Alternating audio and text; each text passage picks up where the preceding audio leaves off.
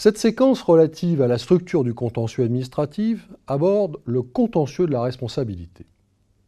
Jusqu'aux trois quarts du XIXe siècle, prévalait un principe, celui de l'irresponsabilité de la personne publique, exception faite de la responsabilité contractuelle et de la responsabilité prévue par un texte législatif spécial, par exemple la loi du 28 Pluviôse en 8 concernant les dommages de travaux publics.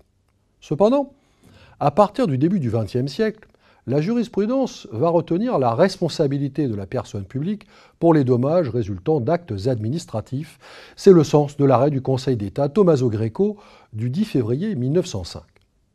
Mais la mise en jeu de cette responsabilité de la puissance publique obéit à des règles spéciales distinctes de celles établies dans le Code civil. Analysons en premier lieu les principes fondamentaux de cette responsabilité administrative. C'est évidemment le tribunal des conflits qui a affirmé le principe de la responsabilité de l'administration à travers sa décision Blanco du 8 février 1873, reconnue comme fondatrice et qui n'a depuis jamais été démentie. Le droit de la responsabilité est ainsi finalement un droit d'origine purement jurisprudentielle. En effet, si le législateur est intervenu pour organiser ou étendre cette responsabilité administrative, c'est toujours dans des domaines précisément circonscrits qu'il l'a fait. Et si naturellement, les conditions procédurales de la mise en œuvre de la responsabilité publique font l'objet d'une réglementation, elle est au demeurant peu abondante. Il n'en demeure pas moins que les règles de fond générales de cette responsabilité et une partie des règles qui s'appliquent à sa mise en œuvre sont jurisprudentielles. Ainsi, en ce qui concerne le champ d'application de la responsabilité administrative, il est important de préciser tout d'abord que toutes les activités publiques ne sont pas susceptibles d'engager la responsabilité de la collectivité qui les exerce. Les personnes publiques ne sont pas soumises à un régime unique de responsabilité. Ainsi, il existe aussi à la charge des collectivités publiques une responsabilité contractuelle, à raison de leur manquement aux obligations, qui résulteraient pour elles des conventions qu'elles ont conclues. Comme pour les personnes privées, cette responsabilité contractuelle, dont on rapprochera celle que supportent les constructeurs au titre de la garantie décennale et les cas de responsabilité du fait de quasi-contrat, obéit à des règles différentes de celles qui gouvernent la responsabilité extra-contractuelle et ne sera donc pas davantage évoquée ici. Mais quelles personnes sont vraiment responsables ?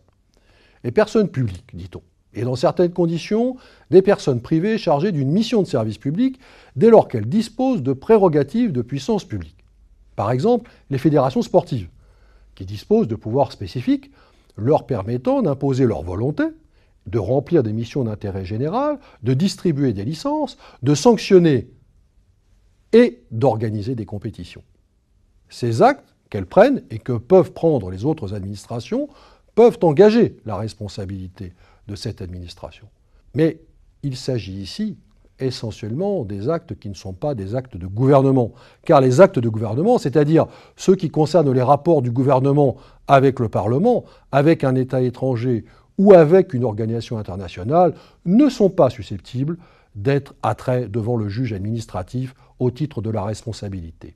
Cette affirmation doit cependant être nuancée, car des aménagements ont été apportés à cette irresponsabilité de principe. D'abord, il existe des actes qui sont détachables de la conduite des relations avec les États étrangers. Par exemple, pour l'acte d'extradition, il existe une convention conclue entre deux États qui n'est pas judiciairement contestable. Puis, il y a la décision administrative d'extrader, c'est-à-dire d'envoyer la personne vers un pays étranger, qui peut être, elle, contestée devant le juge. C'est cette décision qui constitue ce que l'on appelle un acte détachable. Ensuite, la loi peut prévoir un régime d'indemnisation ou engager la responsabilité sans faute de l'État s'il ne l'exclut pas expressément. De la même manière, les agents de l'administration sont soumis à un droit de la responsabilité particulier, faisant appel aux notions de responsabilité pour faute et de responsabilité sans faute. La responsabilité pour faute, tout d'abord. Les collectivités publiques, personnes morales, n'agissent que par l'entremise de leurs agents. Ce sont donc bien les décisions ou les agissements de ces agents qui sont à l'origine des dommages ou des préjudices subis par les victimes qui en demandent réparation. Mais lorsque ces actes ou ces agissements ont été faits ou menés dans l'exercice de ses fonctions par l'agent qui en est l'auteur, ce n'est pas à lui d'en répondre, il n'est souvent pas solvable. C'est la collectivité dont il dépend qui devra assumer la charge de la responsabilité. On parle alors de faute de service. Dans ce cas, la victime va agir en justice devant le juge administratif contre l'administration pour obtenir réparation de ce préjudice du fait de la faute commise dans le service par cet agent. Il existe cependant aussi des cas dans lesquels les agissements de l'agent sont étrangers à la collectivité qui l'emploie. Dans cette hypothèse, la responsabilité de la personne publique ne peut être recherchée. On parlera alors de faute personnelle. Dans ce cas, la victime va, à l'inverse, agir en justice devant le juge judiciaire contre l'agent pour obtenir réparation du préjudice subi du fait de la faute commise par l'agent. Cette affirmation n'est ni tout à fait exacte, ni tout à fait complète. Pour que la victime ait intérêt à agir devant le tribunal judiciaire, encore faut-il que cette faute soit vraiment qualifiée de personnelle, c'est-à-dire une faute qui se détache du service. En d'autres termes, elle relève de la responsabilité civile et éventuellement pénale de l'agent. Mais son auteur qui sera condamné est-il pour autant solvable? À l'inverse, si la faute est le résultat d'un cumul, si les moyens mis à disposition de l'agent ont été mal gérés et sont à l'origine de la faute personnelle, celle-ci n'est alors pas détachable du service. L'exemple le plus classique est la jurisprudence relative à un policier qui quitte son commissariat avec son arme de service et tue un voisin avec cette même arme. Si on l'avait obligé à remettre son arme à l'armurerie avant son départ, ce qui est prévu par les textes, on aurait sans doute évité cela. Il y a bien ainsi deux fautes, une faute personnelle commise par l'agent et une faute du service. La victime peut ainsi mettre en cause la personne publique dont la solvabilité est à l'évidence plus garantie et simultanément la personne privée si elle le souhaite néanmoins. En outre, désormais, la jurisprudence a tendance à admettre largement la responsabilité de service par principe, parce que l'administration peut exercer ce que l'on appelle l'action récursoire contre le véritable débiteur, c'est-à-dire contre l'agent. Qu'est-ce que maintenant la responsabilité sans faute, autre aspect de la responsabilité de l'administration? En droit civil, la responsabilité sans faute existe de manière générale et se fonde sur l'article 1384 du Code civil. De manière habituelle, les dommages doivent être supportés par les administrés en contrepartie des avantages qu'ils retirent du fonctionnement des services publics parce qu'ils sont nécessaires à la vie dans une société organisée. Il existe pour le juge administratif deux sortes de responsabilités sans faute. La responsabilité pour risque et la responsabilité pour rupture d'égalité devant les charges publiques. Précisons en premier lieu la notion de responsabilité pour risque. C'est tout d'abord une responsabilité du fait des choses dangereuses que l'administration a sous sa garde et qui sont susceptibles d'engager sa responsabilité. C'est le cas par exemple des stocks d'explosifs. Ce sont aussi des méthodes dangereuses, dites méthodes libérales de rééducation de mineurs délinquants par exemple, ou des sorties d'essai de personnes placées en établissement psychiatrique ou encore des méthodes thérapeutiques innovantes.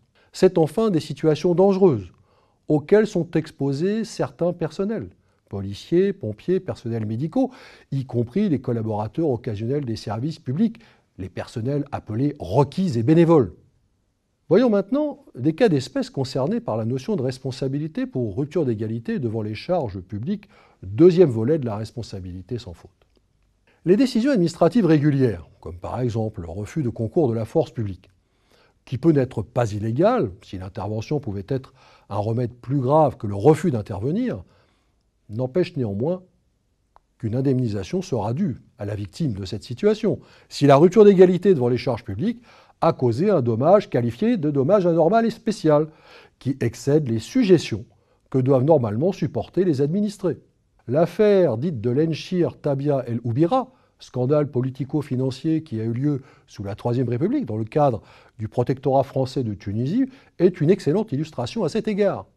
La responsabilité peut être aussi une responsabilité du fait des règlements ou celle du fait des lois et des actes internationaux. Par exemple, en interdisant aux piétons pour des raisons de protection de l'environnement un chemin d'accès à un site touristique en bordure duquel était établi un magasin de souvenirs, un arrêté municipal fait perdre à ce commerce une grande partie de sa clientèle. La responsabilité de la commune sans faute est ici engagée. C'est le sens de la jurisprudence du Conseil d'État, commune de Gavarnie du 22 février 1963. Il résulte de l'ensemble de ces explications qu'il existe donc des cas où il serait contraire à d'autres principes de fonctionnement des services publics, notamment au principe d'égalité, que des dommages causés par l'action de ce même service public ne fussent pas réparés. Ce qu'il faut retenir ici, premièrement, c'est que le régime de responsabilité administrative est un régime jurisprudentiel. Deuxièmement, que toutes les activités administratives n'engagent pas nécessairement la responsabilité de l'administration pour faute, mais qu'elles peuvent l'engager sans faute, car le risque est inhérent à l'activité du service public. Les choses, les méthodes, des situations dangereuses par nature, des décisions administratives régulières prises dans l'intérêt général ayant des conséquences négatives pour quelques citoyens doivent être réparées. Troisièmement, certaines activités administratives relevant de la conduite des affaires internationales ou parlementaires, entre autres, n'engagent généralement pas la responsabilité de l'État devant le juge administratif. Quatrièmement, pour qu'il y ait responsabilité pour faute, il faut un fait fautif, que ce fait fautif soit la conséquence d'un comportement personnel ou d'une faute de service. Cinquièmement, une même faute peut constituer à la fois une faute administrative, mais aussi une faute pénale.